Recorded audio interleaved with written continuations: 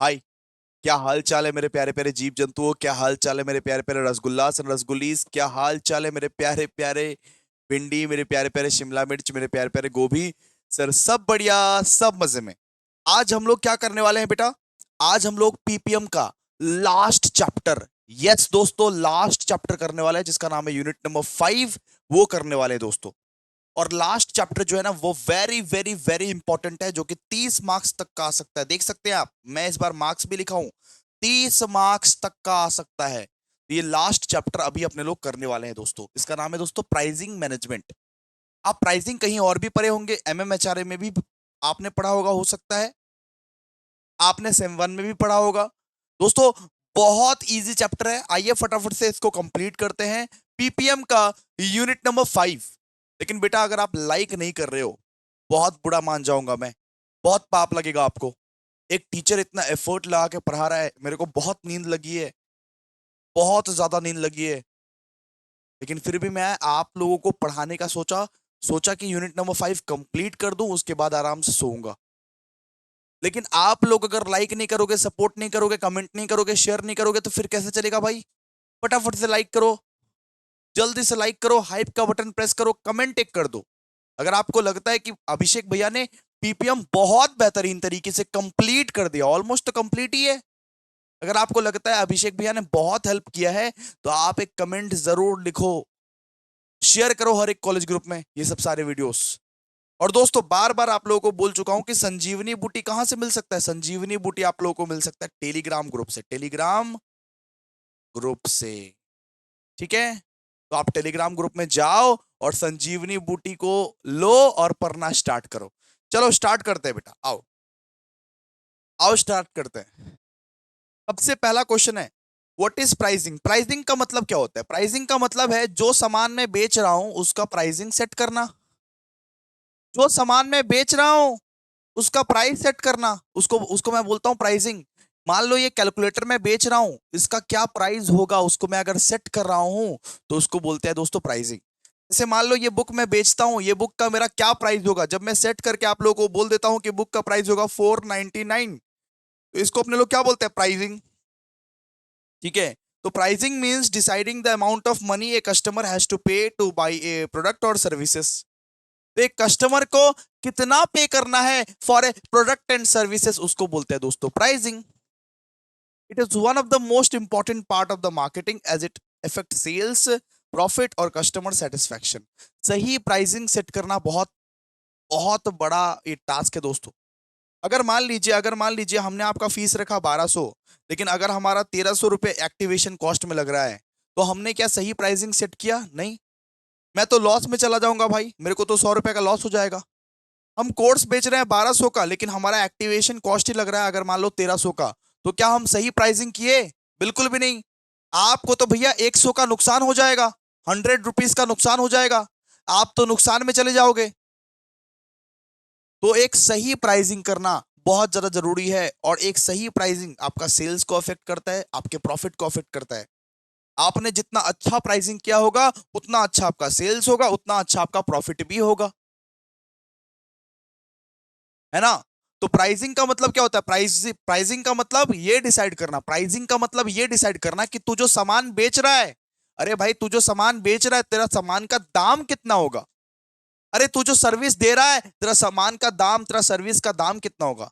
जैसे अपने लोग प्रो बैच देते हैं, तो प्रो बैच का दाम कितना होता है? 1199। अपने लोग ये बुक बेचते हैं, तो ये बुक का दाम कितना होता है? 500 रुपए। इसको अपने लोग क्या बोलते हैं? प्राइसिंग। अपने लोग जो सर्विस देते हैं, अपने लोग जो प्रोडक्ट देते हैं, उसका दाम कितना होगा, जब उस चीज को अपने लोग डिसाइड करते हैं, उसको बोलते हैं प्राइसिंग। तो ऐसे लिख सकते हो, pricing means deciding the amount of money a customer has to pay to buy a product और services. It is one of the most important part of the marketing as it affect sales, profit और customer satisfaction. आराम से लिख सकते हो, कोई दिक्कत नहीं है। तो प्राइसिंग का मतलब वो जो तू सामान बेच रहा है उसका प्राइस कितना रखा है तूने।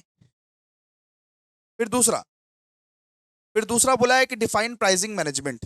अब प्राइसिंग मैनेजमेंट क्या होता है? प्राइसिंग मैनेजमेंट, तो प्राइसिंग मैनेजमेंट एक ऐसा प्रोसेस है जहां से आप प्राइस सेट कर सकते हो। जिस प्रोसेस के थ्रू आप प्राइस सेट कर सकते हो, प्राइस सेट कर सकते हो, प्राइस को कंट्रोल कर सकते हो, प्राइस को एडजस्ट कर सकते हो।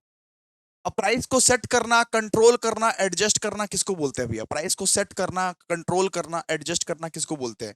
मान लीजिए हमने एक प्राइस सेट किया 499, ठीक है। अब बच्चे लोगों के बहुत सारे डिमांड्स आने लगे, बच्चे लोगों के बहुत सारे डिमांड्स आने लगे कि भैया 499 मत रखिए, बहुत महंगा हो रहा है। तो हमको प्राइस को कंट्रोल करना पड़ा, 400 करना पड़ा, और अपने प्रॉफिट को, अपने सेल्स को हमको एडजस्ट करना पड़ा। तो इस सबको क्या बोलते हैं? Pricing management. जब आप प्राइस को मैनेज करते हो, यहां से वहां करते रहते हो। जैसे आप लोग देखोगे ना, प्रो बैच का जो फीस होता है वो शुरू में रहता है 1199, लेकिन लास्ट मंथ स्टूडेंट की रिक्वेस्ट पर हम कर देते हैं 999, 100 रुपए कमा देते हैं, 100 रुपए एडजस्ट कर देते हैं। उसको अपने लोग क्या बोलते हैं? उसको अपने लोग बोलते हैं प्राइसिंग मैनेजमेंट। जब आप प्राइस को लेके छेड़छाड़ करते रहते हो कि आज ऑफर है, आज ले लो ना बाबू, आज ऑफर है, आज ले लो ना बाबू, या एंड के समय में जो हम प्राइस को एडजस्ट कर देते हैं, कम कर देते हैं, सेट कर देते हैं, कंट्रोल कर देते हैं, उन सबको क्या बोलते हैं? Pricing management, pricing management, pricing management. ठीक है। फिर बात करते हैं कि define service pricing. Service pricing का मतलब क्या होता है? सर्विस प्राइसिंग का मतलब होता है कि अगर आप मान लो कि प्रोडक्ट नहीं खरीद रहे हो, अगर आप सर्विस खरीद रहे हो, सर्विस, तो उसका प्राइस कितना होगा? सर्विस प्राइसिंग का मतलब, मैं आप लोगों को सर्विस देता हूं ना, मैं जो आप लोगों को पढ़ा रहा हूं, अभी जो सेम 6 में प्रो बैच लॉन्च होने वाला है, हमारा प्रो बैच, वहां पे मैं आपको सर्विस दूंगा ना, मैं आपको सर्विस दूंगा ना। तो सर्विस जो दूंगा मैं, तो उस सर्विस के कितने प्राइस मेरे को फिक्स करना है, इसको बोलते हैं दोस्तों सर्विस प्राइसिंग। मैं यहाँ पे प्रोडक्ट का बात नहीं कर रहा हूँ, ना ना ना ना ना, मैं यहाँ पे प्रोडक्ट का बात नहीं कर रहा हूँ, मैं यहाँ पे सर्विस का बात कर रहा हूँ। अगर मैं यहाँ पे टीचर हूँ, अगर कोई डॉक्टर है, अगर कोई टीचर है, अगर कोई वकील है, तो वो अपना सर्विस चार्ज कितना लेगा, सर्विस चार्ज कितना लेगा। तो सर्विस का प्राइस जो तुम फिक्स्ड करते हो, उसको क्या बोलते हैं? Service pricing. मेरे प्रो बैच का प्राइस कितना रहेगा? 1199। मैं प्रो बैच में आपको सर्विसेज प्रोवाइड करूंगा ना, आपको तो गुड्स प्रोवाइड नहीं करूंगा, आपको तो कोई गुड्स प्रोवाइड नहीं करूंगा, आपको तो सर्विसेज प्रोवाइड करूंगा। फिजिकल गुड्स तो कुछ है ही नहीं। तो सर्विस प्राइसिंग का मतलब क्या होता है कि जैसे हो गया डॉक्टर, जैसे हो गया टीचर, वो लोग फीस कितना लेंगे, वो लोग फीस कितना लेंगे, उसको बोलते हैं सर्विस प्राइसिंग। तो service pricing means fixing the price for the service instead of the physical goods. Physical goods का प्राइस फिक्स नहीं, सर्विसेज का, सर्विसेज का जब प्राइस आप फिक्स करते हो, सर्विसेज का जब प्राइस आप फिक्स करते हो, उसको अपने लोग क्या बोलते हैं? Service pricing, service pricing. ठीक है। फिर यहां पे बोला है कि broadly explain the concept of pricing.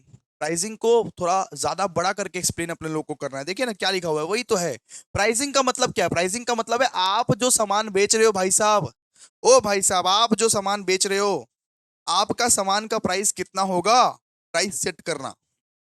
तो price means deciding the amount of money, pricing means वो डिसाइडिंग द अमाउंट मनी वो customer have to pay to buy a product और services. It is one of the most important part of the marketing mix because it directly affects the company sales, profit and market position. जो definitions यहाँ पे लिखे थे, वही definition यहाँ पे पहले चेप देना, कोई दिक्कत नहीं है। जो जो डेफिनेशन प्राइसिंग का लिखे थे अपने लोग, वही डेफिनेशन चेपना है, फिर अपना मेन मेन पॉइंट्स लिखना है।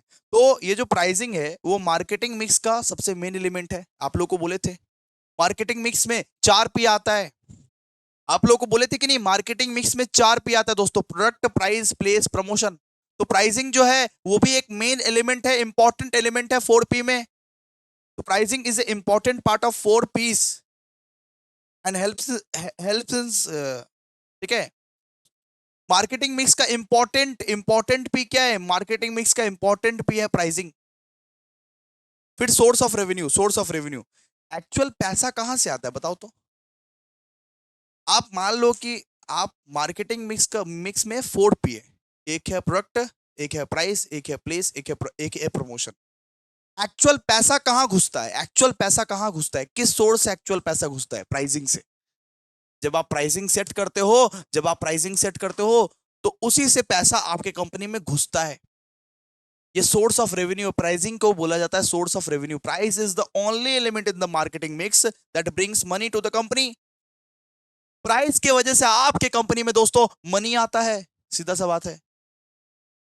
फिर बात करते हैं कि depends on market conditions, depends on market conditions. तो pricing depends on demand, competition, production cost, consumer behaviour in the market. ठीक है, क्लियर है? अरे वो जो प्राइसिंग डिपेंड करता है, प्राइसिंग जो डिपेंड करता है वो डिमांड पे डिपेंड करता है कि बच्चों का कितना डिमांड है। ज्यादा लोग खरीदेंगे तो हम प्राइसिंग कम कर देंगे। सुनो ना, ज्यादा स्टूडेंट अगर बुक खरीदेंगे तो हम प्राइसिंग क्या करेंगे, कम कम कर देंगे। प्राइसिंग डिपेंड करता है कंपटीशन पे, कंपटीशन पे। आपको बिलीव नहीं होगा गाइस, जब से मैंने अपना प्रो बैच का कोर्स 1099 एंड 1199 इस तरीके से प्रो बैच का कोर्स रखा है, तो आधे से ज्यादा ट्यूशन इंस्टीट्यूट अपना कोर्स प्राइस कम कर दिए। आधे से ज्यादा ट्यूशन इंस्टीट्यूट अपना कोर्स प्राइस कम कर दिए, बिकॉज वो सर्वाइव ही नहीं कर पाएंगे। तो प्राइसिंग डिपेंड करता है डिमांड पे, प्राइसिंग डिपेंड करता है कंपटीशन पे, प्राइसिंग डिपेंड करता है प्रोडक्शन कॉस्ट पे, प्राइसिंग डिपेंड करता है बिहेवियर, बहुत सारे फैक्टर्स पे डिपेंड करता है प्राइसिंग। मार्केट कंडीशंस पे डिपेंड करता है, मार्केट कैसा चल रहा है। आपको बिलीव नहीं होगा, पहले बीकॉम का जो प्राइस होता था, अरे पहले बीकॉम का जो प्राइस होता था वो 5-5 हजार पर सेमेस्टर, मिनिमम मिनिमम 5 हजार पर सेमेस्टर। लेकिन आज वो रिड्यूस होके 1099 कर दिए हैं, और बहुत सारे जन इसी प्राइस में बेच रहे हैं, बिकॉज वो जानते हैं ना इस प्राइस में अगर नहीं बेचेंगे तो कोई उससे खरीदेगा नहीं, कोई उनसे नहीं खरीदेगा, बिकॉज बेस्ट अवेलेबल है ना। तो डिपेंड्स ऑन मार्केट कंडीशंस। फिर affects customer decision, affects customer decisions. A good pricing policy help customer judge the value of the products, influences their buying decisions। तो कस्टमर जो रहता है ना, कस्टमर कस्टमर जो रहता है ना, वो थोड़ा सा ये मेंटल प्रॉब्लम होता है उसको। वो बोलता है कि अच्छा चीज अगर रहेगा तो अच्छा दाम रहेगा उसका, अच्छा चीज अगर रहेगा तो अच्छा दाम रहेगा उसका। मतलब अगर मान लो कि किसी चीज का प्राइस हम 1000 रुपया रखे हैं, कस्टमर समझेगा ये चीज एकदम खाटी माल है, ये चीज अगर अच्छा अच्छा प्राइस रखोगे तो लोग खरीदेगा आपका सामान को। जितना सस्ता रख दोगे ना, जितना सस्ता रख दोगे, बोलेगा क्वालिटी मतलब कि खराब है। अरे पहले आपको बिलीव नहीं होगा गाइस, पहले हम 6 बुक्स, हम सेम 5 का 6 बुक्स बेटा 500 में दे रहे थे, अभी भी दे रहे हैं। लेकिन बच्चे लोग इसका वैल्यू ही नहीं समझ रहे।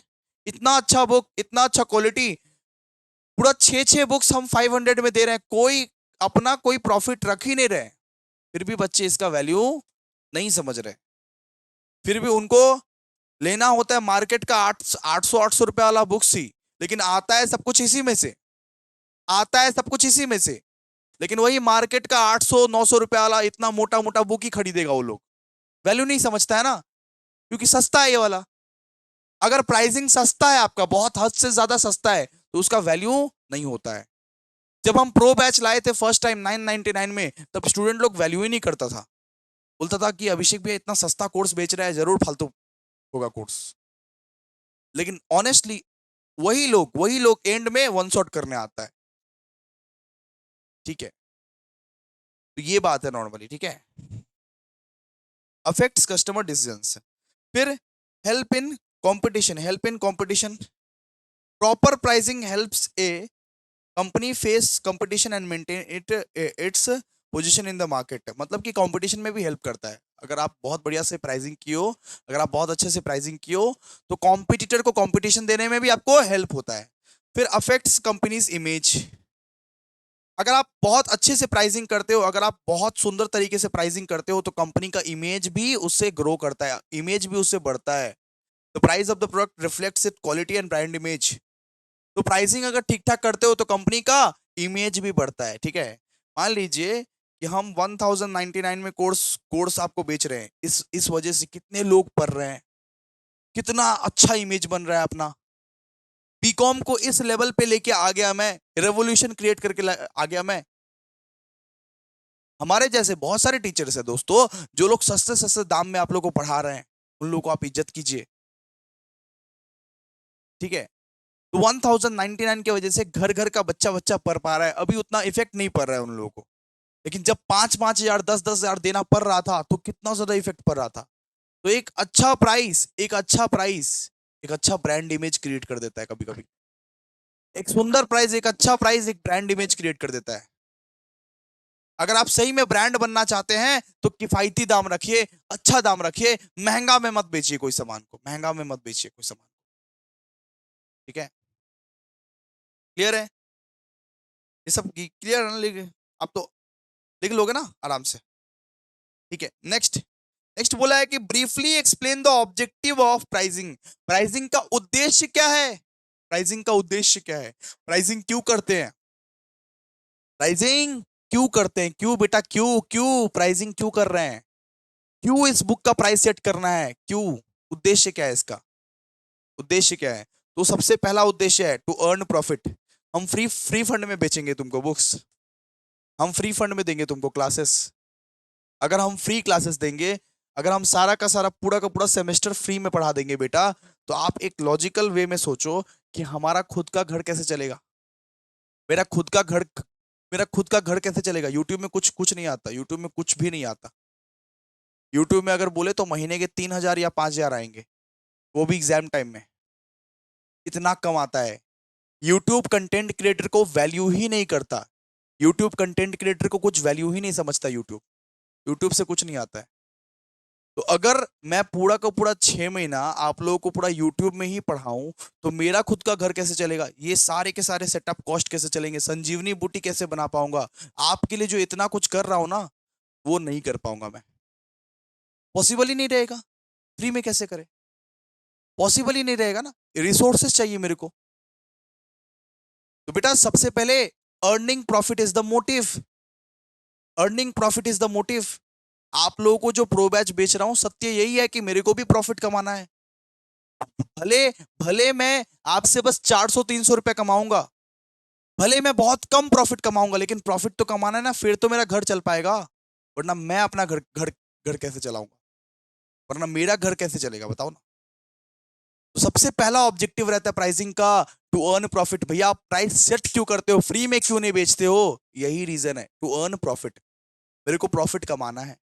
अगर थोड़ा बहुत भी प्रॉफिट अगर नहीं कमाया तो घर कैसे चलेगा? इतना सारा सेटअप जो चल रहा है, इतना सारा एडमिन वेडमिन जो है, इतना सारा जो टीम है, एप्लीकेशन चल रहा है, सॉफ्टवेयर चल रहा है, संजीवनी बूटी बन के आ जाता है आपके पास। आपके पास जो इतना सब कुछ जो हो रहा है ना, वो होना बंद हो जाएगा फिर।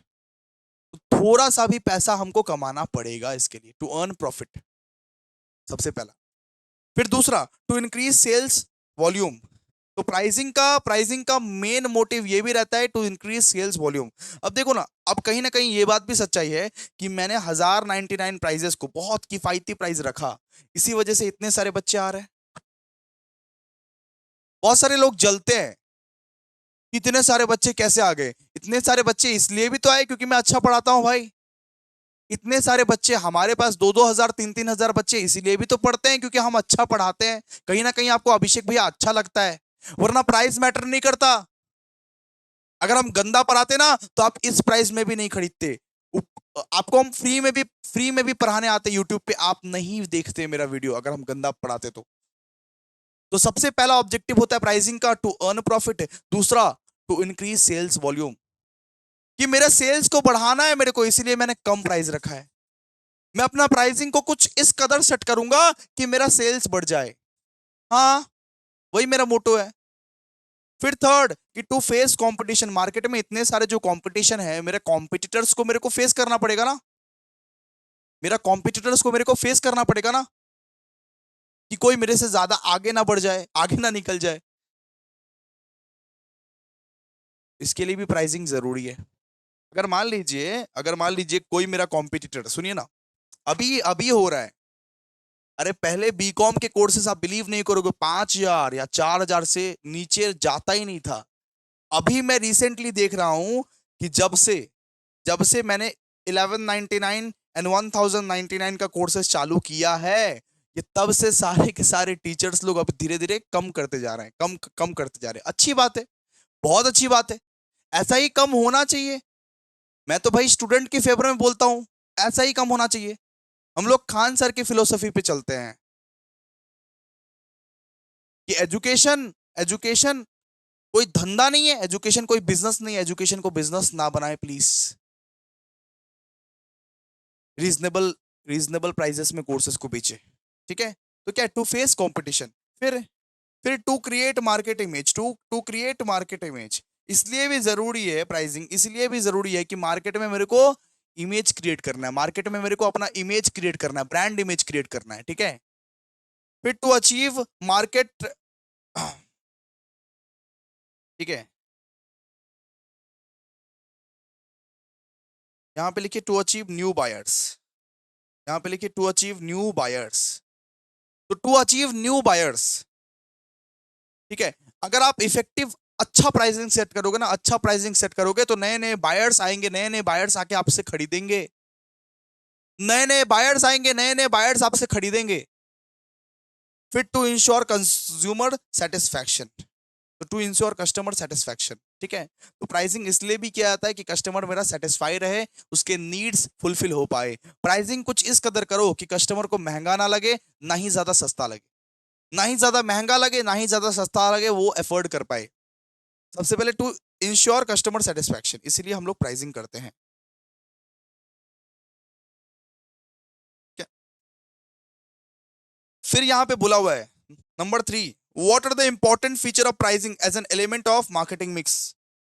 बोला है कि प्राइसिंग का इंपॉर्टेंट फीचर बताइए ना, प्राइसिंग का इंपॉर्टेंट फीचर बताइए ना। सबसे पहला कि pricing major source of revenue है, प्राइस से ही पैसा आता है। मार्केटिंग मिक्स का अगर बात करें तो प्राइस से ही पैसा आता है, प्राइस से ही पैसा आता है। Price is the only element in the marketing mix that bring income to the business through sales. मतलब ये 4 P में ये एक ही पी ऐसा है प्राइसिंग जिससे पैसा आता है एक्चुअली बिजनेस में, जिससे पैसा घुसना स्टार्ट होता है बिजनेस में, ठीक है। फिर अफेक्ट्स डिमांड एंड सेल्स, तो प्राइस जो है वो डिमांड को अफेक्ट करता है, सेल्स को भी अफेक्ट करता है। देखिए ना, अगर मैंने प्राइस कम रखा, अगर मैंने अपना बैच का प्राइस कम रखा तो डिमांड ज्यादा होगा ना, डिमांड ज्यादा होगा और सेल्स भी ज्यादा होगा, है ना। तो यहाँ पे वही लिखा हुआ है कि the price of the product has a direct impact on the consumer demand, lower prices attract more buyers when higher prices may reduce sales. और प्राइसेस को मैंने अगर हाई रखा तो सेल्स रिड्यूस हो जाएगा मेरा। अगर मैं अपना प्रो बैच को कल को 20,000 में बेचूं, 20,000 में, तुम क्या खरीदोगे क्या? बिल्कुल नहीं खरीदेंगे भैया, बिल्कुल भी नहीं। कल को मैं अपना प्रो बैच को 20,000 में बेचना स्टार्ट करूं तो तुम क्या खरीदोगे, हाँ कि ना, कमेंट सेक्शन बोलो। बिल्कुल भी नहीं खरीदेंगे। तो अफेक्ट्स डिमांड एंड सेल्स, ठीक है। ये क्या है? Features of pricing, features of pricing है सबसे पहला तो कि सबसे सबसे पहला चीज की प्राइसिंग क्या है? Major source of revenue, major source of revenue. दूसरा क्या है? Affects demand and sales, affects demand and sales है। फिर तीसरा क्या है? Influences market position.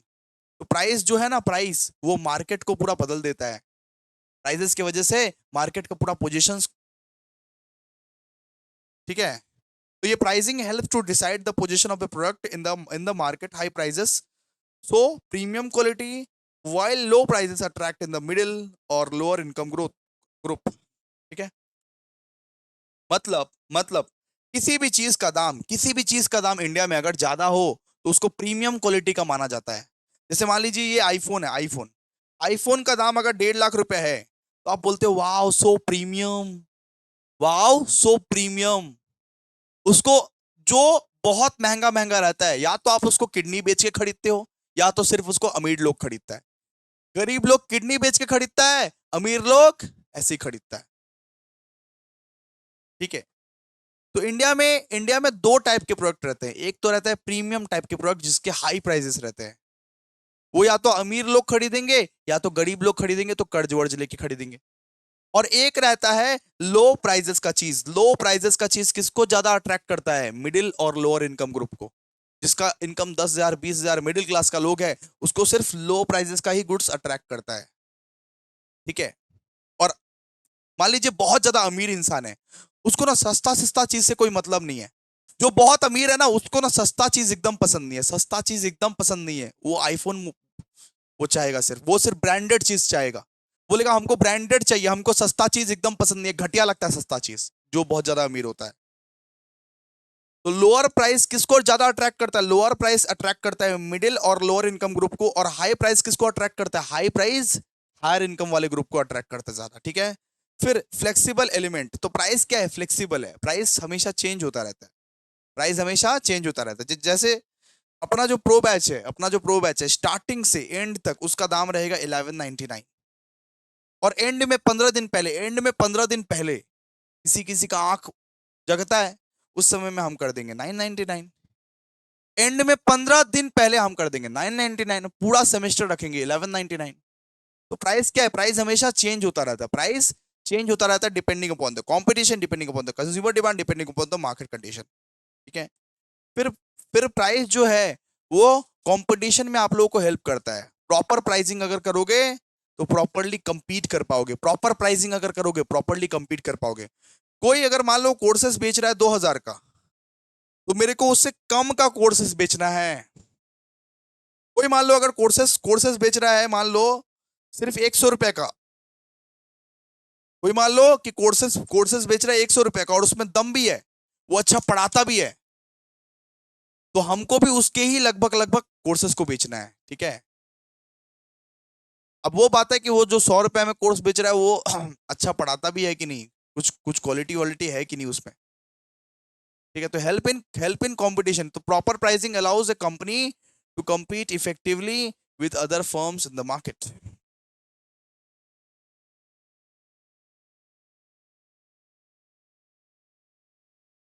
ठीक है। आइए नेक्स्ट क्वेश्चन।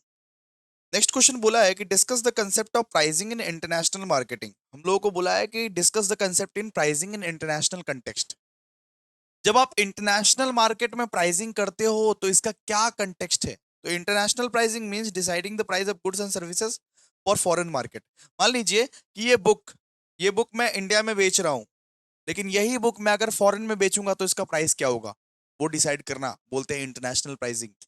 ये बुक मैं इंडिया में बेच रहा हूं, लेकिन यही सेम बुक मैं अगर फॉरेन में बेचूंगा तो इसका प्राइस क्या मैं रखूंगा, इसको मैं क्या बोलूंगा, इसको मैं बोलूंगा दोस्तों इंटरनेशनल प्राइसिंग, इंटरनेशनल प्राइसिंग। ठीक है। तो इसका मेन मेन पॉइंट्स क्या है, सबसे सबसे पहला मेन मेन पॉइंट कि currency exchange rate, currency exchange rate.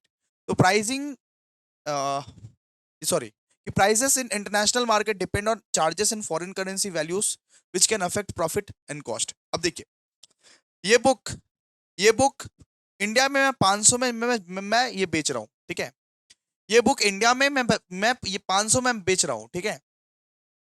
लेकिन फॉरेन का करेंसी वैल्यू बहुत ज्यादा है, फॉरेन का करेंसी वैल्यू बहुत ज्यादा है इंडिया के मुकाबले, फॉरेन का करेंसी वैल्यू बहुत ज्यादा है इंडिया के मुकाबले। $1 इक्वल्स टू 100 रुपीज मान लीजिए। तो हम फॉरेन में इसी बुक को 2000 में बेचेंगे, हम फॉरेन में इसी बुक को 2000 में बेचेंगे, तब जाके हमको प्रॉफिट होगा। तो वो डिपेंड करता है करेंसी एक्सचेंज रेट पे। ठीक है। अगर आप इंटरनेशनली कोई सामान बेचोगे तो वो आपका डिपेंड करता है करेंसी एक्सचेंज रेट पे। फॉरेन में आपको ज्यादा महंगा अगर पड़ रहा है तो आप उस हिसाब से महंगा में बेचोगे। ठीक है।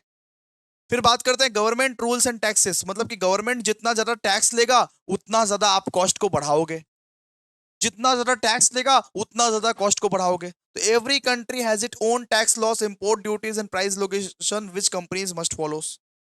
फिर होता है कॉस्ट ऑफ ट्रांसपोर्टेशन। अगर कॉस्ट ऑफ ट्रांसपोर्टेशन ज्यादा लग रहा है आप लोगों का तो ऑटोमेटिकली ये बुक का कॉस्ट बढ़ जाएगा। ये बुक को हम फॉरेन में बेच रहे हैं तो फॉरेन का चार्जेस अलग होगा। यहां अगर 500 में बेच रहे हैं तो फॉरेन में हम उसको 5000 में बेचेंगे, क्योंकि इतना सारा तो खर्चा है, इतना सारा तो खर्चा है। कॉस्ट ऑफ ट्रांसपोर्टेशन भी मैटर करता है। कॉस्ट ऑफ ट्रांसपोर्टेशन भी आपका जो final price of the product है उसको बढ़ा सकता है, इंक्रीज कर सकता है। ठीक है। फिर market demand and competition, market demand and competition, price must be fixed according to the local demand and competition in each foreign market. तो डिमांड के हिसाब से भी प्राइसेस को फिट कर सकते हो। अगर मान लो कि डिमांड बहुत ज्यादा है तो प्राइसेस भी बहुत ज्यादा रख दो आप। डिमांड एक्सेस है, मान लो एक्सेस एक्सेस डिमांड हो रहा है मान लो, तो उस केस में आप प्राइसेस भी ज्यादा ज्यादा करके रख दो। ठीक है।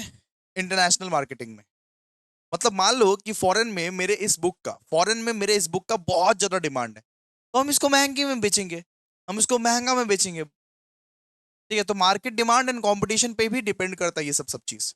फिर इकोनॉमिक कंडीशंस पे भी डिपेंड करता है। Difference in income levels and living standard affects how much customer can pay in different countries.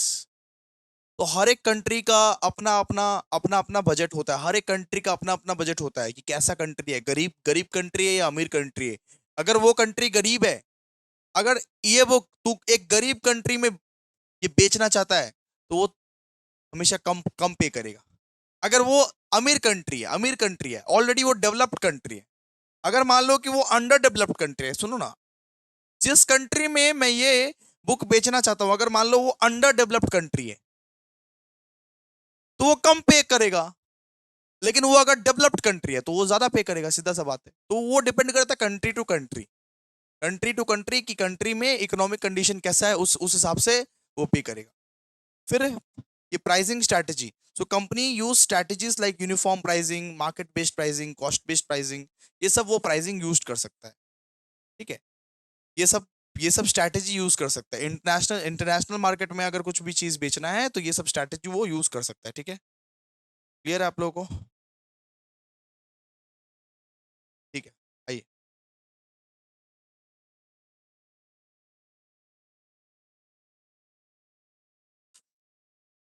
अब नेक्स्ट क्वेश्चन पढ़ेंगे कि regulatory price environment. Regulatory price environment का मतलब रेगुलेटरी प्राइस एनवायरनमेंट का मतलब, so the regulatory price environment means the set of loss, rules and government control that affects how company fix and changes prices bye their product and services. मतलब मैं अपने product का price किस तरीके से change करूंगा अगर गवर्नमेंट उस पर रोक लगाती है। अगर गवर्नमेंट कंट्रोल करती है तो उस हिसाब से मैं अपना प्रोडक्ट का प्राइस किस तरीके से चेंज करूंगा। देखिए, सबसे पहला पॉइंट आता है गवर्नमेंट कंट्रोल, कि सरकार हमारे प्रोडक्ट का प्राइसेस को फिक्स कर सकती है। ठीक है, सो द गवर्नमेंट में फिक्स और limit price for the essential goods like medicine, food items और फ्यूल। मान लीजिए हम मान लीजिए फूड आइटम बेच रहे हैं, हम मान लीजिए कोई खाने का सामान बेच रहे हैं, या हम मान लीजिए कोई मेडिसिन बेच रहे हैं, तो उसमें गवर्नमेंट भी उसमें टांग अड़ा सकती है कि नहीं ना ना, फूड आइटम का दाम इतना होना चाहिए, मेडिसिन का दाम इतना होना चाहिए। हम मान लीजिए कि कोई मेडिसिन बेच रहे हैं, या हम मान लीजिए कि कोई फूड आइटम बेच रहे हैं, तो उसमें गवर्नमेंट टांग अड़ाने आएगी ना, फूड आइटम का प्राइस इतना होना चाहिए, इतना नहीं। हम मान लीजिए एक फूड आइटम बेच रहे हैं जिसका दाम हमने रखा है 500 रुपया, तो यहाँ पे सर, यहाँ पे वो सरकार आएगी और सरकार आके बोलेगी और टांग अड़ाएगी, बोलेगी नहीं, बोलेगी नहीं, आपका फूड का दाम 500 नहीं होना चाहिए, आपका फूड का दाम होना चाहिए 100 रुपया, आप 100 रुपए में बेचिए उसको, 100 रुपए में बेचिए उसको। मान लीजिए हम कोई मेडिसिन बेच रहे हैं, बहुत इंपॉर्टेंट मेडिसिन हमने बनाया है और हम उसको बेच रहे हैं, तो मेडिसिन हमको बनाने में लगा मान लीजिए 50 रुपया, हम उसको 500 में बेच रहे हैं, तो उसमें भैया वो गवर्नमेंट आएगी और टांग अड़ाएगी, बोलेगी नहीं, ये मेडिसिन को आप 500 में नहीं बेच सकते, ये मेडिसिन को आप 100 में बेचिए। तो कभी कभी प्राइस को सेट करते वक्त में गवर्नमेंट भी आ जाती है, अब गवर्नमेंट भी आ जाती है, वो टांग अड़ाने बोलती है कि नहीं, ऐसा नहीं चलेगा, आप एक्सप्लॉइट नहीं कर सकते कस्टमर्स के साथ, आप इतने में बेचिए।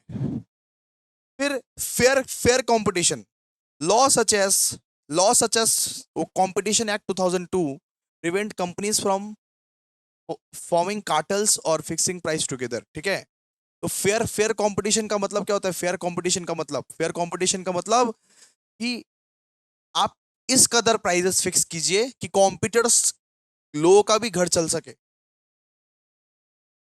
कि कॉम्पिटिटर्स लोगों का भी घर चल सके। मान लीजिए कि मैं अगर अभी प्रो बैच का फीस, सुनिए ना, मैं अगर अभी प्रो बैच का फीस 100 कर दूं, मैं अगर अभी प्रो बैच का फीस अगर 100 कर दूं, तो ये क्या फेयर कंपटीशन है? जो मेरे कॉम्पिटिटर्स है क्या वो सरवाइव कर पाएंगे? मैं अगर आपको बहुत बेस्ट पढ़ाऊं, सारा का सारा सर्विसेज दूं और प्रो बैच का फीस मात्र 100 रुपया कर दूं, मात्र 100 रुपया, तो मेरे कॉम्पिटिटर्स क्या सरवाइव कर पाएंगे? बिल्कुल भी नहीं कर पाएंगे। तो ये फेयर कंपटीशन नहीं होगा, ये फेयर कंपटीशन नहीं होगा। तो ये कंपटीशन एक्ट 2002 बोलता है कि प्राइसिंग को कुछ इस तरीके से सेट किया जाए कि आपका भी घर चल सके और कॉम्पिटिटर का भी घर चल सके। ठीक है, फिर प्रोटेक्शन ऑफ कस्टमर्स, कि कस्टमर्स को फॉल्स प्राइसिंग ना किया जाए, हाइडिंग हिडन चार्ज ना बोला जाए। ठीक है, जैसे मान लीजिए अपना कोर्स का प्राइस है 1199, अब इसमें से मान लीजिए कि 300-400 रुपया मैं हिडन चार्जेस के रूप में ले रहा हूँ, हिडन चार्जेस के रूप में ले रहा हूँ, उसको मैं छुपाया हूँ, उसको मैं आपको बताया नहीं हूँ। मेरा कोर्स का प्राइस है 1199, लेकिन मान लीजिए उसमें और मैं 300 400 500 हिडन चार्जेस में ले रहा हूं, तो ये तो गलत है ना, ये तो गलत है ना। तो फॉल्स प्राइसिंग कभी भी नहीं लेना चाहिए। किसी भी कस्टमर को ठगिए नहीं, फॉल्स प्राइसिंग नहीं लीजिए, जितना प्राइस है उतना ही लीजिए। उससे हाँ 15-17 रुपया अगर ऐड हो रहा है तो बात अलग है, वो तो भैया प्लेटफॉर्म चार्ज है। लेकिन अगर मैं मान लीजिए हिडन चार्जेस के नाम पे 300-400 रुपए एक्स्ट्रा ले रहा हूं, तो बताया नहीं हूं, तो वो गलत है। ठीक है। फिर price regulations body, price regulations bodies, तो बहुत सारी बॉडीज भी ऐसी बनी है इंडिया में जो कि प्राइस को रेगुलेट करती है। बहुत सारी कंपनीज जो बहुत सारी कंपनीज जो महंगे महंगे प्राइसेस में बेचती है अपने कोर्सेज को, उसको रेगुलेट करती है। In India agencies like NPPA and SEBI monitor and control prices in specific sector. बहुत सारे सेक्टर्स का प्राइसेस देखना जरूरी है। बहुत सारे सेक्टर्स तो भैया लूटपाट मचा के रखी है, लूटपाट मचा के रखी है, उनके प्राइसेस को देखना जरूरी है।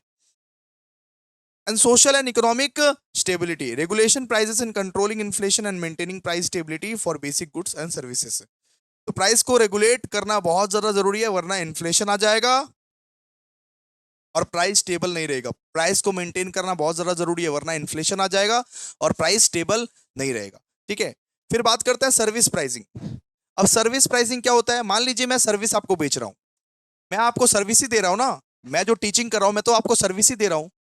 तो सर्विस का अगर मैं प्राइस सेट कर रहा हूं, अरे प्रो बैच जो बेचूंगा वो क्या है? वो सर्विस ही है ना। तो सर्विस का अगर मैं प्राइस सेट कर रहा हूं, उसको हम क्या बोलते हैं? Service pricing. जैसे एक डॉक्टर अपना फीस सेट करता है कि हमारा फीस कितना होगा, उसको अपने लोग क्या बोलेंगे? Service pricing. मैं जो सर्विस आप लोगों को देने वाला हूं बच्चों, उसका जो प्राइस सेट करूंगा मैं, उसका जो प्राइस सेट करूंगा उसको अपने लोग क्या बोलेंगे? Service pricing. तो service pricing means fixing the price of services instead of physical goods. It depends on the type of service, time, skill, quality involved, कि कौन सा सर्विस आप दे रहे हो, कितने टाइम के लिए दोगे, कौन सा स्किल उसमें यूज करोगे, कौन सा क्वालिटी इन्वॉल्व्ड है, उस सब पे डिपेंड करता है। अगर मैं बीकॉम के कोर्सेज बेच रहा हूं तो आप लोगों को 1199 भी महंगे लगते हैं। अगर मैं अभी सीए के कोर्सेज बेचता तो आप उसके लिए 20,000 भी दे देते। तो यहाँ पे वही चीज लिखा हुआ है कि डिपेंडिंग अपॉन द सर्विस, वो सर्विस पे डिपेंड करता है कौन सा सर्विस हम दे रहे हैं, बीकॉम का सर्विस दे रहे हैं या सीए का सर्विस दे रहे हैं। वो डिपेंड करता है टाइम के ऊपर, वो डिपेंड करता है स्किल के ऊपर, वो डिपेंड करता है क्वालिटी के ऊपर। तो इसको अपने लोग क्या बोलते हैं? Service pricing. अगर मैं कोई सर्विसेज आपको दे रहा हूं बेटा, अगर मैं कोई सर्विसेज अगर आपको कुछ दे रहा हूं, ठीक है, अगर मैं कुछ सर्विसेज आपको दे रहा हूं तो उस सर्विसेज का मेरे को प्राइस फिक्स करना पड़ेगा। उसको अपने लोग बोलते हैं services pricing. Services pricing, services अगर कुछ दे रहा हूं तो सर्विसेज का प्राइस फिक्स करना पड़ेगा, उसको अपने लोग क्या बोलते हैं? Service pricing. ठीक है। तो इसका मेन पॉइंट क्या है? Based on the nature of service. ये सर्विस पे डिपेंड करता है कि कौन सा सर्विस आप डिपेंड, ठीक है, ये उस सर्विस पे डिपेंड करता है कि उसका प्राइस कितना होगा। अगर मैं तो आपको एग्जांपल दे दिया, अगर मैं बीकॉम का ट्यूशन दे रहा हूं तो मैं आपसे ले रहा हूं 1,000 रुपया। अगर मैं सीए का ट्यूशन देता तो और महंगा लेता, है ना।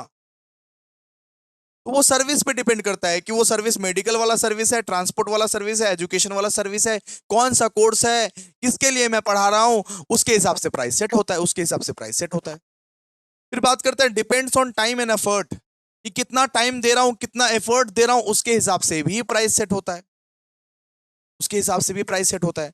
मान लीजिए कि एक डॉक्टर बहुत अच्छा है, एक एक एक मान लीजिए कि एक डॉक्टर बहुत अच्छा है, बहुत नामचीन वाला डॉक्टर है, तो उसका फीस 2-2 हज़ार रुपया रहेगा। और मान लीजिए एक एक तो ऐसा डॉक्टर है जो खटा रहा है, तो उसका फीस 100 रुपया रहेगा। तो depends on time and effort, वो टाइम पे एफर्ट, वो डिपेंड करता है, एफर्ट पे डिपेंड करता है ना। फिर क्या है? फिर फिर यहाँ पे बोला है कि सर्विस जो है वो स्टोर नहीं किया जा सकता है। जैसे आप गुड्स को खरीद के स्टोर कर देते हो अलमारी में, वैसे आप सर्विसेज को स्टोर नहीं कर सकते। ना ना ना ना ना। So services can not be stored, services को आप स्टोर नहीं कर सकते। गुड्स को जैसे आप स्टोर कर देते हो वैसे आप सर्विसेज को स्टोर नहीं कर सकते। Services can not be stored. So prices में changes depending on demand, for example higher hotel prices during festivals. तो ये सर गुड्स को आप स्टोर कर सकते हो, लेकिन सर्विसेज को आप स्टोर नहीं कर सकते, सर्विसेज को आप स्टोर नहीं कर सकते। फिर कस्टमर रिलेशनशिप, लॉन्ग टर्म और रेगुलर कस्टमर में गेट डिस्काउंट और स्पेशल ऑफर्स। आप मान लीजिए बहुत पुराने कस्टमर हो, बहुत पुराने स्टूडेंट हो, हम आपको डिस्काउंट दे दिए कुछ। बहुत पुराने स्टूडेंट हो आप, आपने बोला कि भैया हमने प्रो बैच सेम 2 लिया है, सेम 3 लिया है, सेम 4 लिया है, सेम 5 लिया है, हमको सेम 6 में थोड़ा सा डिस्काउंट दे दीजिए। वैसे होता नहीं है ऐसा, हम करते नहीं है ऐसा किसी के साथ। लेकिन फिर भी आप पूछे कि भैया हम सेम 2 लिए हैं, सेम 3 लिए हैं, सेम 4 लिए हैं, हम सेम 5 लिए हैं, बहुत पुराने स्टूडेंट है आपके, प्लीज भैया सेम 6 में डिस्काउंट दे दीजिए। कस्टमर रिलेशनशिप भी बनता है, लॉन्ग टर्म जो रेगुलर कस्टमर्स होते हैं उसको डिस्काउंट भी मिल जाता है। ये क्या, ये किसके बारे में बात कर रहे हैं? ये बात कर रहा है सर्विस प्राइसिंग के बारे में। और लास्ट में market demand, prices of service also depend on the consumer demand, मतलब कि कस्टमर के डिमांड, मतलब कि डिमांड के ऊपर भी डिपेंड करता है। कस्टमर के डिमांड के ऊपर भी डिपेंड करता है कि प्राइजेस क्या रहेगा क्या नहीं रहेगा, सीधा सा बात है। प्राइजेस क्या रहेगा क्या नहीं रहेगा, कस्टमर के लिए डिमांड के ऊपर भी डिपेंड करता है ना।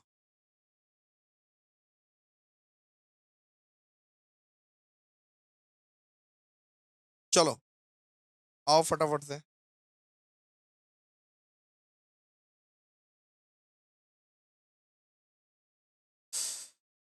यहाँ पे लिखा है कि discuss, briefly discuss the different pricing strategy. ठीक है, अब 10 मार्क्स के क्वेश्चंस को करते हैं। Briefly discuss the different pricing strategy, इसका भी आंसर सेम होगा। और सेकंड वाला जो क्वेश्चन है, सेकंड वाला क्वेश्चन, उसका भी आंसर सेम होगा। Briefly discuss the different pricing mode. ठीक है, तो फर्स्ट और सेकंड का आंसर सेम होगा बेटा, फर्स्ट और सेकंड का आंसर क्या है, सेम होगा। फर्स्ट वाला का जो आंसर होगा वही सेकंड वाला का आंसर है। Briefly discuss the different price strategies, इसका भी आंसर सेम। और दूसरा, दूसरा briefly discuss the different price method, इसका भी आंसर सेम। ठीक है, सेम सेम लिख दीजिएगा, बस थोड़ा हल्का आप पढ़ लीजिएगा, हो जाएगा। तो आइए हम लोग सेकंड नंबर करते हैं। सेकंड नंबर करते हैं कि प्राइसिंग कितने तरीके के होते हैं। प्राइसिंग कितने तरीके के होते हैं, देखिए प्राइसिंग कितने तरीके के होते हैं। सबसे पहला होता है cost plus pricing method. Cost plus pricing method, cost plus pricing method का मतलब क्या होता है? मान लीजिए कि हमको खर्चा पड़ा 100 रुपए का, हम उसको बेच रहे हैं 110 रुपए में। ठीक है, हमको खर्चा पड़ा, मेरा कॉस्ट प्राइस है बेटा, सुनो, मेरा कॉस्ट प्राइस है 100 रुपया और मेरा सेलिंग प्राइस है 110 रुपया। तो हम प्रॉफिट कितना का कमाए बताइए? हम प्रॉफिट कमाए 10 रुपए का। इसको बोलते हैं कॉस्ट प्लस प्राइसिंग मेथड। बात समझ में आए? मेरा खर्चा पड़ा 100 रुपए का, हम बेच रहे हैं उसको 110 रुपए का, तो मेरा प्रॉफिट कितने का है? 10 रुपए का ना। तो इसको क्या बोलते हैं? Cost plus pricing method. In this method the company adds a fix percentage of profit to the total cost, मतलब एक फिक्स्ड परसेंटेज हम ऐड कर दे रहे हैं कि 10% 20% हम प्रॉफिट कमाएंगे। हम बोल रहे हैं कि 100 रुपया हमारा कॉस्ट है, हम इस पे 20% प्रॉफिट कमाएंगे, हम इस पे 20% प्रॉफिट कमाएंगे, मतलब 120 आपका सेलिंग प्राइस है। इसको अपने लोग क्या बोलेंगे? Cost plus pricing method. ये मेथड में क्या होता है? ये मेथड में आप एक फिक्स्ड परसेंटेज ऑफ प्रॉफिट को जोड़ देते हो, कॉस्ट के साथ आप एक फिक्स्ड परसेंट ये तेज ऑफ प्रॉफिट को जोड़ देते हो। हमने पहले से ही डिसाइड कर लिया है कि जितना खर्चा पड़ेगा उसका 20% हम प्रॉफिट लेंगे, जितना खर्चा पड़ेगा हमारा उसका 20% हम प्रॉफिट लेंगे। इसको अपने लोग क्या बोलते हैं? इसको अपने लोग बोलते हैं कॉस्ट प्लस प्राइसिंग मेथड। फिर बात करते हैं markup, markup pricing method. Here the pricing is set by the certain adding a certain markup to the product cost. तो ये भी वही सेम है, ये भी वही सेम है। देखो ना, आपका मान लीजिए 100 का कॉस्ट है, आप उसमें 25% मार्कअप रखे, 25% मार्कअप वैल्यू रखे, तो 125 में आप बेचोगे, सीधा सा बात है। तो मार्कअप प्राइसिंग ये मेथड भी वही होता है, मार्कअप प्राइसिंग मेथड भी वही होता है कि आपका टारगेट क्या है, आप कितना प्रॉफिट कमाना चाहते हो, आप कितना प्रॉफिट कमाना चाहते हो। तो आपका कॉस्ट मान लीजिए 100 है, आपका आपका मार्कअप प्राइस है 25%, आप 25% एक्स्ट्रा प्रॉफिट कमाना चाहते हो, तो 125 में बेचो सामान को। ठीक है, क्लियर है? अच्छा, फिर होता है कि टारगेट रिटर्न प्राइस, फिर होता है कि टारगेट रिटर्न प्राइसिंग मेथड। ये टारगेट रिटर्न प्राइसिंग मेथड, ये मेथड में कि कंपनी फिक्स कर लेता है, कंपनी फिक्स कर लेता है कि अपने को कितना कमाना है, कंपनी फिक्स कर लेता है अपने को कितना कमाना है। देखो जैसे मान लो कि हमारा कॉस्ट लगा 100 रुपया, हमने ऑलरेडी फिक्स कर लिया कि हमको एनी हाउ 150 रुपये कमाना है। ठीक है, तो हमने इन्वेस्ट किया था 100 रुपए, हमने इन्वेस्ट किया था 100 रुपए, हमने पहले से ही डिसाइड कर लिया कि हमको 150 रुपए कमाना है। इसको बोलते हैं टारगेट रिटर्न प्राइसिंग मेथड। ये मेरा टारगेट है कि हमने अगर 100 रुपए इन्वेस्ट किया तो हमको 150 रुपए फिरती में चाहिए। हमने इन्वेस्ट कितना किया, 100 रुपया, हमको 150 रुपया फिरती में चाहिए। इसको बोलते हैं target return pricing method. In this method, the company fixes a price to earn a specific return on investment. It ensures that the company get a planned percentage of profit on total capital used. ठीक है। फिर होता है perceived value pricing method। perceived value pricing method। अब देखो इसका मतलब क्या होता है। मम्मी लोग, सबसे बेस्ट एग्जांपल, मम्मी लोग देखती है ना कि कोई सामान महंगा है तो वो समझती है कि बहुत अच्छा क्वालिटी का होगा। मम्मी लोग देखती है कि कोई सामान महंगा है तो वो समझती है बहुत अच्छा क्वालिटी का होगा। आप ही लोग ब्रांडेड क्लोथ्स के लिए लाखों लाखों देने के लिए तैयार हो जाते हो। ब्रांडेड क्लोथ्स के लिए आप लोग देखो कि ब्रांडेड क्लोथ्स रहता है, ये परफ्यूम्स रहता है, उसके लिए आप लाखों लाखों देने के लिए तैयार हो जाओगे। लेकिन अगर कोई कोई कोई कपड़ा ब्रांडेड नहीं है, आलतू फालतू कपड़ा है, तो उसके लिए आप 100 रुपए भी ना दो। इसको बोलते हैं परसीव्ड वैल्यू प्राइसिंग मेथड। कि कस्टमर के प्रेफरेंस के हिसाब से प्राइस सेट होता है। यहाँ पे कस्टमर के प्रेफरेंस के हिसाब से कि कस्टमर कौन सा सामान को कितना इज्जत करता है। कस्टमर अगर चाहे तो आईफोन भी खरीद सकता है। आईफोन के लिए कस्टमर 1,50,000 दे सकता है, और वही कस्टमर सैमसंग के लिए 10,000 रुपए नहीं निकालेगा। वही कस्टमर सैमसंग के लिए, ठीक है। तो इसको अपने लोग क्या बोलते हैं, इसको अपने लोग बोलते हैं कि perceived value pricing method. So the price is based on the consumer views of the product value, not just the cost. If a customer thinks the product gives more benefit, they are ready to pay higher price. अगर customer ने एक बार सोच लिया कि ये सामान हमको ज्यादा बेनिफिट देगा तो उसके लिए ज्यादा भी प्राइस वो दे देगा। ठीक है। अगर कल को मैं अपना प्रो बैच का फीस 5,000 भी रख दूं तो शायद कुछ कुछ जन खरीद ही लेंगे, बिकॉज सबको पता है कि ये हायर प्राइस मैं पे कर दूंगा। सबको पता है कि वैल्यू मिलने वाला है इस कोर्स से, हमको वैल्यू मिलने वाला है इस कोर्स से। ठीक है। फिर होता है कि demand based price method. Demand based price method. अब डिमांड बेस्ड प्राइस मेथड का मतलब क्या होता है कि जैसा जैसा डिमांड जैसा सीजन वैसा प्राइस, जैसा डिमांड जैसा सीजन वैसा प्राइस। ठीक है। जैसा डिमांड जैसा सीजन वैसा प्राइस। जैसे आईफोन 17, हम आपको एक बात बोलते हैं, आईफोन 17 का जब सीजन आया था तब लोग पागल हो गया था, लोग एकदम ऑनेस्टली पागल हो गया था। लोग 2-2 लाख रुपए दे रहे थे, 2-2 लाख रुपए दे रहे थे और बोल रहे थे कि हमको आज के आज ही आईफोन 17 चाहिए। 1,50,000 का फोन का मतलब वो 2-2 लाख रुपए दे रहे थे। ठीक है। डिमांड अगर ज्यादा है तो वो ज्यादा पे करेंगे। इसको अपने लोग क्या बोलते हैं, demand based pricing method. Demand ज्यादा है तो वो ज्यादा पे करेंगे। किसी भी चीज का डिमांड बहुत ज्यादा है, मारा मारी चल रहा है, एकदम भीड़ भीड़ भड़का चल रहा है, तो प्राइसेस भी हाई हो जाता है। तो price is fixed according to the customer demand and market conditions. When demand is high prices increase, when demand falls prices are reduced. अब देखो ना, जैसे एयरलाइन का प्राइस, एयरलाइन का जो हुआ था, एयरलाइन का जो झमेला हुआ था, तो एयरलाइन का प्राइस कभी भी बढ़ जाता है, कभी भी घट जाता है। डिमांड बढ़ता है एयरलाइन का तो उसका प्राइसेस भी बढ़ जाता है। अरे 5,000 का एयरलाइन, ये मतलब ये 5,000 का फ्लाइट का प्राइस 50,000 दिखा देता है, 25,000 20,000 दिखा देता है, अपने अपने मर्जी के ऊपर। इसी चीज का अगर डिमांड ज्यादा है तो प्राइसेस भी ज्यादा हो जाएगा। तो इसको अपने लोग क्या बोलते हैं, इसको अपने लोग बोलते हैं डिमांड बेस्ड प्राइसिंग मेथड। फिर एक होता है कंपटीशन बेस्ड प्राइसिंग मेथड, कि मेरा कॉम्पिटिटर अगर 1199 में कोर्स बेच रहा है तो हमको भी 1199 में कोर्स बेचना पड़ेगा। मेरा कॉम्पिटिटर अगर 1199 में कोर्स बेच रहा है तो हमको भी 1199 में कोर्स बेचना पड़ेगा। अगर जियो अनलिमिटेड दे रहा है, अगर जियो अनलिमिटेड नेट दे रहा है तो एयरटेल को भी अनलिमिटेड देना पड़ेगा, वरना एयरटेल का मार्केट खत्म, एयरटेल का मार्केट खत्म।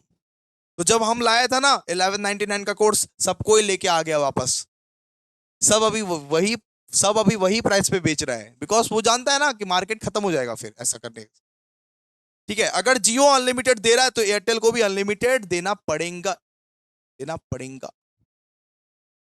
ठीक है। फिर होता है इसको इसको आप छोड़ दीजिए। फिर होता है going rate pricing method. Going rate pricing method, कि अभी जो मार्केट में रेट चल रहा है उस हिसाब से दे दो ना बाबू। अभी जो मार्केट में रेट चल रहा है उस हिसाब से दे दो ना बाबू। मार्केट में जो रेट चल रहा है, मार्केट में जो रेट चल रहा है उस हिसाब से दे दो ना बाबू। जैसा तुमको सही लगे वैसा तुम दे दो बाबू। फिर होता है कि बिडिंग प्राइसिंग मेथड है। अब कभी कभी क्या होता है अब कभी कभी क्या होता है कि एक चीज का बिडिंग होता है 1 लाख 1 करोड़ एक, ठीक है, किसी किसी चीज का बिडिंग होता है, बिडिंग बिडिंग के हिसाब से प्राइसिंग होता है 1 लाख 1 1 लाख 2 1 लाख 3, मेरे 70 लाख 70 लाख 70 लाख।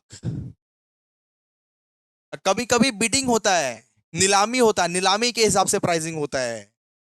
तो इसको अपने लोग क्या बोलते हैं बिजी, इसको अपने लोग क्या बोलते हैं, इसको बोलते हैं कि बिडिंग प्राइसिंग मेथड। और साइकोलॉजिकल प्राइसिंग मेथड का मतलब क्या होता है पता है?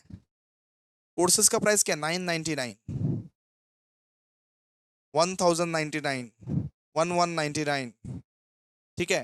तो prices are fix to look attractive to customer. 999 अगर रहेगा तो लोग बोलेगा अरे 999 तो है, 1000 रुपया नहीं है, 999 तो है, अरे 900 का आंकड़े में ही तो पड़ रहा है। लेकिन ये ट्रिक है उन लोगों के साथ खेलने का, ठीक है। 999 बोलेंगे तो 9 का आंकड़ा में ही आएगा ना, 1 ही रुपया तो कम है लेकिन 9 का आंकड़ा में ही आएगा ना। तो ये ट्रिक है, ये ट्रिक खेला जाता है, आपके दिमाग के साथ ट्रिक खेला जाता है। आप ये ना समझो कि ये सामान 1000 का है, आप ये समझो कि 999 का तो है ये सामान। तो इसको अपने लोग बोलते हैं psychological pricing method, psychological pricing method, ठीक है ना, क्लियर है ना। फिर यहां पे बोल रहा है कि what are the factors affecting prices, what are the factors affecting prices, कौन कौन से फैक्टर्स हैं जो प्राइस को अफेक्ट करते हैं, कौन कौन सा जो फैक्टर्स है वो प्राइस को अफेक्ट करते हैं। सबसे पहला cost of the product.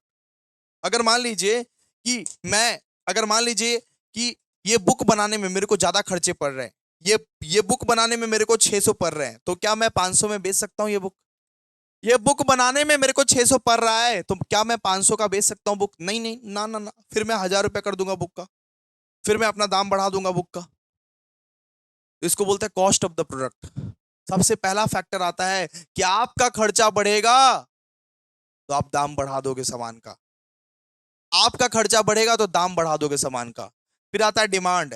When the demand is high prices can be kept high, ठीक है। अगर मान लो कि डिमांड ज्यादा है, मेरा कलकत्ता यूनिवर्सिटी में मान लो कि डिमांड बहुत ज्यादा है, सब पढ़ना चाहते हैं अभिषेक सर से, सब सब सब कोई पढ़ना चाहता है अभिषेक सर से, सब कोई पढ़ना चाहता है अभिषेक सर का बुक, तो मैं अपना प्राइस हाई भी रखूंगा फिर भी सेल होगा बेटा। आपको पता नहीं है, आपको पता नहीं है, जरूरी नहीं है मैं अपना प्राइस 1100 ही रखूं, अपना प्राइस अगर मैं कल को 2000 भी रख लूं, 2500 भी रख लूं, 3000 भी रख लूं, फिर भी सेल होगा ही होगा, उतना ही बच्चा आएगा। इसको इसको अपने लोग बोलते हैं demand of the product, demand of the product. कि अगर मेरा डिमांड हाई है, अगर मेरे सामान का डिमांड हाई है तो मैं अगर थोड़ा प्राइस ज्यादा भी रखूंगा फिर भी लोग तो खरीद ही लेंगे, लोग तो खरीद ही लेंगे, लोग तो खरीद ही लेंगे। फिर बात करते हैं competition in the market, competition in the market, competition पे भी डिपेंड करता है कि आपका प्राइस कैसा होना चाहिए। अगर मेरे कॉम्पिटिटर 1099 में कोर्स बेच रहा है, अगर मेरे कॉम्पिटिटर 500 में कोर्स बेच रहा है तो मेरे को भी 500 में आना पड़ेगा, अनलेस एंड अनटिल वो अच्छा क्रिएटर है तब। वो फालतू फालतू टीचर है तब तो कुछ मैटर नहीं करता। अगर मेरा एक बेहतरीन कॉम्पिटिटर अगर 500 में कोर्स कोर्स बेच रहा है तो हमको भी 500 करना पड़ेगा, बेहतरीन होना चाहिए वो मेरे जैसा पढ़ाने वाला होना चाहिए, मेरे से भी ऊपर होना चाहिए तब पर, ठीक है, ओके। फिर कस्टमर के पेइंग कैपेसिटी पे भी डिपेंड करता है कि कस्टमर कितना पे कर सकता है, कस्टमर कितना पे कर सकता है, कस्टमर कितना एफोर्ड कर सकता है, ठीक है। इसीलिए तो महंगे महंगे कोर्सेस लोग ले नहीं पाते ना नॉर्मली, इसीलिए सस्ते सस्ते कोर्सेस हम लोग लाते हैं। कस्टमर के पेइंग कैपेसिटी पे डिपेंड करता है। फिर कभी कभी गवर्नमेंट के रूल्स एंड रेगुलेशंस पे डिपेंड करता है। अगर अगर मान लो कि गवर्नमेंट टैक्स ही ज्यादा लेगा बेटा, हम चाहते ना तो ये प्राइजेस को और थोड़ा कम कर सकते थे, लेकिन इतना टैक्स है ना भाई, इतना टैक्स है क्या बताऊं। अगर मान लो गवर्नमेंट टैक्स ही ज्यादा लेगा, अगर गवर्नमेंट ज्यादा टैक्स लेगा तो हम लोग क्या कर सकते हैं, हम लोगों को सरवाइव करने के लिए कुछ ना कुछ तो करना पड़ेगा ना, प्राइस को इतना तो कम से कम रखना पड़ेगा, ठीक है, क्लियर है। फिर marketing objectives, so the company goals whether it wants to maximise profit, increase sales और capture market share affect how prices are set है। मतलब अगर मान लो कि कंपनी का गोल है कि उसको मैक्सिमाइजेशन ऑफ प्रॉफिट करना है, उसको प्रॉफिट मैक्सिमाइजेशन करना है, उसको सेल्स को इंक्रीज करना है, उसको मार्केट शेयर को कैप्चर करना है, तो उस हिसाब से वो प्राइस सेट करेगा। अगर कंपनी का गोल ये है कि उसको प्रॉफिट मैक्सिमाइजेशन करना है, इंक्रीज सेल्स करना है, कैप्चर मार्केट करना है, उस हिसाब से वो प्राइस सेट करेगा। ठीक है, ठीक है। तो ये प्रोडक्ट लाइफ साइकिल स्टेज है।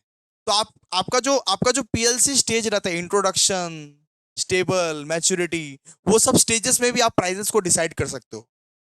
इंसान जब शुरू करता है इंट्रोडक्शन स्टेज में जब रहता है, सुनो ना, आपका जो पीएलसी वाला स्टेज पर आए थे, पीएलसी वाला स्टेज, प्रोडक्ट लाइफ साइकिल वाला जो स्टेज पर आए थे, तो इंट्रोडक्शन वाला जो स्टेज था, इंट्रोडक्शन में इंसान क्या करता है, इंट्रोडक्शन में इंसान कम कम प्राइसेस रखता है, और जब थोड़ा सा ग्रोथ हो जाता है तब ज्यादा ज्यादा प्राइसेस बढ़ा देता है। फिर फिर ये मैच्योरिटी पीरियड में वापस कम कर देता है, और डिक्लाइन पीरियड में तो उसका धंधा ही डूब जाता है। तो यहाँ पे वही बोला है कि प्रोडक्ट लाइफ साइकिल का जो इंट्रोडक्शन वाला स्टेज है वहां पे कम प्राइस रख, मैच्योरिटी वाला स्टेज पे, ग्रोथ वाला स्टेज पे थोड़ा सा ज्यादा कर, फिर मैच्योरिटी वाला स्टेज पे थोड़ा कम कर, और ऑटोमेटिकली डिक्लाइन वाला स्टेज पे तो डिक्लाइन ही हो जाएगा। ठीक है। फिर अपना ब्रांड इमेज और ब्रांड क्वालिटी को मेंटेन कर। Well well known brand and high quality product can charge higher price because customer trust them more. ठीक है। अब देखो, आईफोन कितना भी महंगा हो, आईफोन कितना भी महंगा हो, आईफोन कितना भी ज्यादा ब्रांडेड हो, कितना भी महंगा हो, लोग खरीदेगा ही खरीदेगा, लोग खरीदेगा ही खरीदेगा, बिकॉज लोग ट्रस्ट करता है कि अच्छा सिक्योरिटी देता है, अच्छा चीज है वो। और सीजनल एंड कल्चरल फैक्टर्स भी एक फैक्टर है दोस्तों। मान लीजिए होली का फेस्टिवल आया तो वहां पे कलर्स तो महंगे होंगे ही। मान लीजिए दिवाली का फेस्टिवल आया तो क्रैकर्स तो महंगे होंगे ही, क्रैकर्स तो महंगे ही होंगे। जिसका जो सीजन होता है उस सीजन में वो चीज महंगा होता ही होता है। ठीक है। जिसका जो सीजन होता है उस सीजन में वो महंगा तो महंगा होता ही है। आम के सीजन में आम महंगे होंगे, लताम के सीजन में लताम महंगे होंगे, शादियों के सीजन में वो शादियों के सामान महंगे होंगे। ठीक है। तो जिसका जो सीजन होता है उस हिसाब से होता ही है ये सब, कुछ कर नहीं सकते।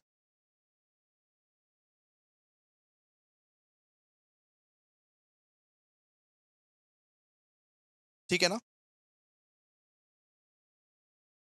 फिर अपने को बोला है कि discuss pricing as an element of marketing mix in retailing और सर्विसेज। अपने को रिटेलिंग वाला पढ़ना है, अपने को सर्विसेज वाला पढ़ना है। तो pricing as a element of marketing mix in reference to retailing और service.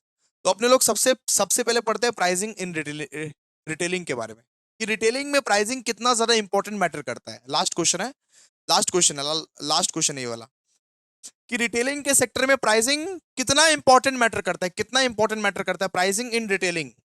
In a retailing, pricing means setting the final setting price of the customers. Retailers decide prices after considering cost, competition, customer demand and market trend. जो retailers लोग रहता है उसको price set करने में बहुत ज्यादा दिक्कत होता है भाई। जो रिटेलर्स लोग रहता है उसको प्राइस सेट करने में बहुत ज्यादा दिक्कत होता है। वो उसको बहुत सारा फैक्टर्स पहले कंसिडर करना पड़ता है, कि कितना खर्चा हुआ, क्या कंपटीशन है, क्या कस्टमर का डिमांड है, क्या मार्केट में ट्रेंड चल रहा है, उसके बाद वो प्राइस को सेट करता है। रिटेलर जो है सबसे पहले वो कॉस्ट को कंसिडर करता है, वो कंपटीशन को कंसिडर करता है, वो कस्टमर डिमांड को कंसिडर करता है, मार्केट ट्रेंड को कंसिडर करता है, उसके बाद प्राइस को सेट करता है वो।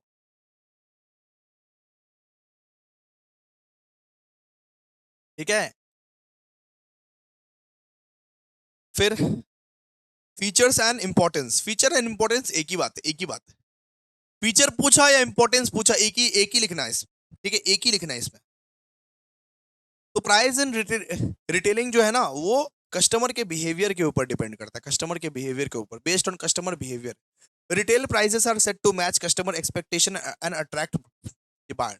जो दाम में कस्टमर खरीदना चाहे, जो दाम में कस्टमर खरीदना चाहे, जो दाम में कस्टमर तुम्हारे दुकान में आए वही दाम सेट करेंगे। वापस सुनो, जो दाम में कस्टमर रिटेलर से खरीदना चाहे, जो दाम में कस्टमर तुम्हारे दुकान में आए और तुमसे सामान खरीदे वही दाम सेट करेंगे, वही दाम सेट करेंगे। इसको बोलते हैं बेस्ड ऑन कंज्यूमर बिहेवियर। ठीक है। फिर होता है भैया वो कॉम्पिटिटिव प्राइसिंग। तो रिटेलर क्या करता है, गुप्ता जी मतलब गुप्ता जी साहू जी को देखेगा, गुप्ता जी जो है वो साहू जी को देखेगा कि साहू जी का दुकान में ये चीज कितना में मिल रहा है, साहू जी का दुकान में हल्दी कितना में मिल रहा है, उतने में ही हम हल्दी बेचेंगे। तो कॉम्पिटिटिव प्राइसिंग रखना पड़ता है, आप लोगों को कॉम्पिटिटिव प्राइसिंग रखना पड़ता है। रिटेलर लोग डिस्काउंट ऑफर्स का भी यूज करते हैं, डिस्काउंट ऑफर्स का भी यूज करते हैं। रिटेलर्स लोग देखोगे रिटेल स्टोर्स पे प्राइस टैग्स भी लगा हुआ होता है, हर एक चीज के ऊपर ना एक प्राइस टैग लगा हुआ होता है उनका, कि फटाफट फटाफट लोग डिसीजन लेगा वो वो टैग देख के। और रिटेलर लोग साइकोलॉजिकल प्राइसिंग भी करता है, 99, 199, ये 299। ठीक है, जितना भी रिटेलर लोग है वो साइकोलॉजिकल प्राइसिंग भी करता है, 99, 199 एंड वो 299। ठीक है, जैसे रिटेल स्टोर्स कौन कौन सा है, जैसे डी मार्ट हो गया, अरे बिग बिग बाजार हो गया। तो आप बिग बाजार में जाते हो ना, बिग बाजार में आप वहां पे जाके देखते हो, बिग बाजार में जाके कि वो 299 में बेच रहा है, 99 में बेच रहा है सामान सब। ठीक है, फिर बात करते हैं pricing in services. Pricing in services, in services pricing refers to the fee और charge customer pay for the professional और पर्सनल सर्विसेज। मतलब अपने आपने मेरे ट्यूशंस के लिए कितना चार्ज पे किया, इसको अपने बोलते हैं प्राइसिंग इन सर्विसेज। आपने मेरे ट्यूशंस के लिए कितना कितना चार्ज पे किया, आपने एक सर्विस के लिए, हेल्थ केयर सर्विस हो गया, एजुकेशन सर्विस हो गया, बैंकिंग सर्विस हो गया, ट्रांसपोर्टेशन सर्विस हो गया, आपने मेरे सर्विसेज के लिए कितना पैसा पे किया, इसको अपने क्या बोलते हैं, प्राइसिंग इन सर्विसेज। फीचर्स क्या है, फीचर्स या इंपॉर्टेंस, कुछ भी पूछे एक ही आंसर लिखना, फीचर्स या इंपॉर्टेंस क्या है। So based on times and skill, ये आपके टाइम या एफर्ट या एक्सपर्टीज पे डिपेंड करता है। मैं बहुत एक्सपीरियंस्ड रहता तो आप लोग मेरे को 20-20 हज़ार, 30-30 हज़ार रुपए पे करते। मैं सीए को ट्यूशंस पढ़ाता, सुनो ना, मैं अगर बीकॉम को ट्यूशंस पढ़ा रहा हूँ तो मेरे को मिल रहा है 1199, 1199। मैं अगर यही सीए को ट्यूशंस पढ़ाता तो 20-20 हज़ार रुपए मिलते, है ना। तो ये क्या है बेटा, based on time and skills, आपके टाइम, आपके एफर्ट, आपके एक्सपर्टीज पे डिपेंड करता है। फिर बोलता है कि difficult to standardise, unlike physical goods, वो service pricing varies from person to person. तो वो जो सर्विस प्राइसिंग है ना, वो पर्सन टू पर्सन डिपेंड करता है। ठीक है, मान लीजिए कि मैं आपसे 1199 चार्ज कर रहा हूं, कोई मेरे से बहुत ज्यादा बेहतरीन टीचर होगा, बहुत अच्छा टीचर होगा मेरे से, बहुत मारात्मक टीचर होगा मेरे से, वो अलग चार्ज करता होगा, वो 2999 चार्ज करता होगा। ठीक है, तो सर्विस का जो कॉस्ट है ना वो वेरी करता है, पर्सन टू पर्सन वेरी करता है कि कौन सा पर्सन कितना चार्ज आपसे लेगा, कौन सा पर्सन कितना चार्ज लेगा। ठीक है, फिर डिमांड एंड अवेलेबिलिटी पे भी डिपेंड करता है, service prices often charge change with demand.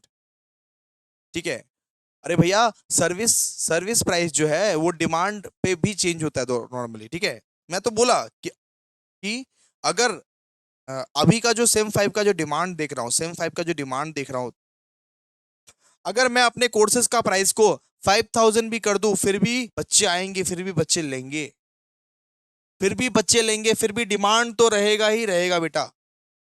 तो अगर आपका डिमांड ज्यादा है, अगर आपका मार्केट में डिमांड ज्यादा है तो आपके कोर्सेज बिकेंगे, चाहे वो महंगे में हो चाहे वो सस्ते में हो, कोई मैटर नहीं करता, बिकेंगे मतलब बिकेंगे, बिकेंगे मतलब बिकेंगे। ठीक है, फिर हो गया quality, quality perception. Higher service charge often create a sense of better quality और premium services in the customer mind. ठीक है, तो अगर मान लीजिए कि बहुत ज्यादा सर्विस चार्ज में ले रहा हूं, बहुत ज्यादा सर्विस चार्ज ले रहा हूं, तो एक मोमेंट के लिए गार्जियन लोगों का दिमाग में आता है कि हैं স্যারটা तो भालो फीस নিচ্ছে माने भालो पढ़ाबे। ये मेंटालिटी को आपको हटाना है बेटा। मैं सस्ता करता हूं ना कोर्स, तो एक इसका डिसएडवांटेज है, आप लोग ही मतलब आप लोग में से कुछ स्टूडेंट बोलने लगते हैं कि भैया इतना सस्ता कर दियो, मतलब आपका क्वालिटी इतना अच्छा नहीं है। आप खुद बताओ क्वालिटी इतना अच्छा नहीं है,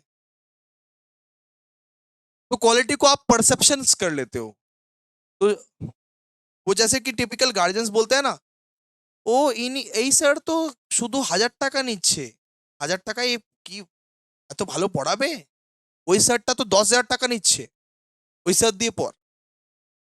बहुत बार ऐसा होता है, आप देखोगे कि वो सर 10,000 रुपए ले रहा है, वो अच्छा पढ़ाएगा, ये बहुत कम ले रहा है, ये अच्छा नहीं पढ़ाएगा।